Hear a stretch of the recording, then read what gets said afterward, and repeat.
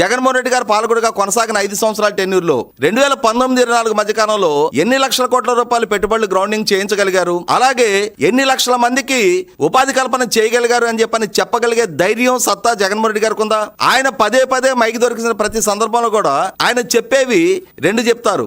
ఒకటి గ్రామ వార్డు సచివాలయ ఉద్యోగాలు, అలాగే నెలకు 5,000 రూపాయల జీతాలు ఇవ్వబడిన గ్రామ వాలంటీర్ల గురించి.